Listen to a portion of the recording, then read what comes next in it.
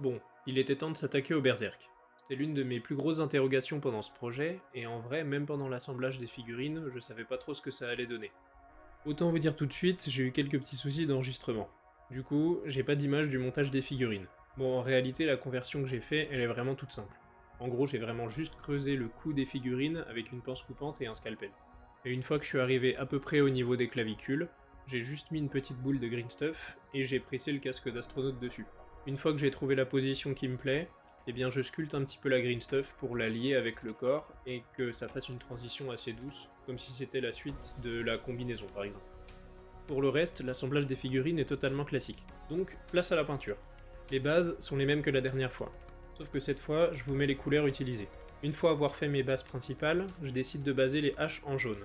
J'ai longtemps hésité à les faire en bleu, mais j'ai opté pour des haches effet lave. Je voulais savoir si c'était possible que cela ressorte bien malgré que mes figurines soient orange. Et je me dis que j'aurai déjà pas mal de bleu avec mon NMM. On va quand même mettre un petit peu de bleu, et du vert aussi, pour faire les tuyaux. Sauf les tuyaux qui sont texturés. Ceux-ci, je vais les baser en jaune, pour faire ces fameuses hachures jaune et noires qu'on voit partout, mais qui sont indispensables pour créer un effet industriel. Je repasse mon encre hyper diluée pour marquer les creux.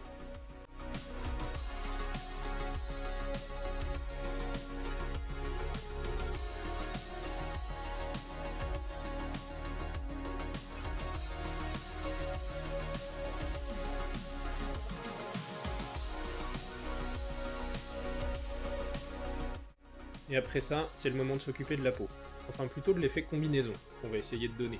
Pour un effet combinaison, je base d'abord tout en noir. Puis j'éclaircis en mélangeant mon noir avec du ice yellow petit à petit. Et je viens faire 2 ou 3 passages en ajoutant de plus en plus de ice yellow dans mon mélange. Pour le orange, j'ai fait le même processus que la dernière fois.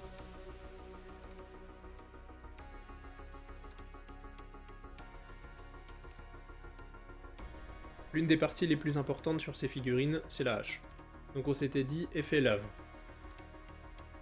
Donc après avoir une bonne base de Moon Yellow, j'ajoute du blanc dans la partie censée être la plus proche de la source d'énergie et donc la plus chaude.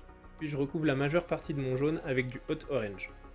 Je recommence le process avec du Scarlet Blood, suivi du Gory Red, en rétrécissant la zone à chaque fois, mais en veillant à rester irrégulier et en dépassant parfois sur les couleurs précédentes. Quand j'arrive à la couche du Gory Red, je viens également marquer des sortes de croûtes à plusieurs endroits, notamment dans les zones claires. Ensuite, à l'extrémité de la lame et au centre de ces croûtes, je passe du Evil Red, qui est une sorte de violet très foncé. Personnellement, pour un effet lave, j'ai toujours préféré le violet foncé au noir. Je trouve que ça fonctionne mieux et que ça rapporte un petit peu de chaleur dans la couleur. J'ai l'impression que ma lame est devenue un peu trop rouge, donc pour corriger ça, je fais un petit glacis avec mon Moon Yellow.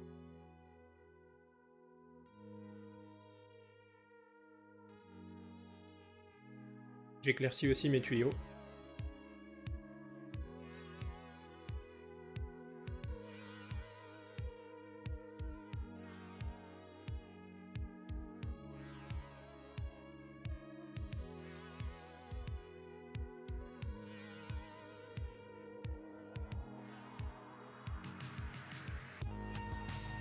Pour les visières, je garde le même process.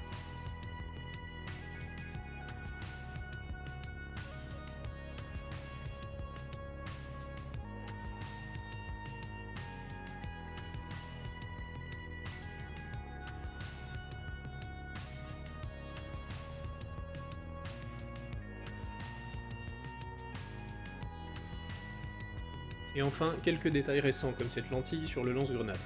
Je décide de la faire très simplement avec les mêmes couleurs que la hache, mais pas dans les mêmes proportions. Gory Red, Scarlet Blood, Hot Orange, Moon Yellow et une pointe de blanc.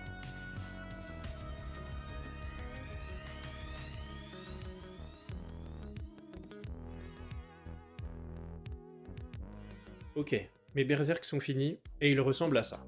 Je pense qu'on peut dire qu'ils rentrent bien dans le thème astronaute, et qu'ils vont bien avec les guerriers de base.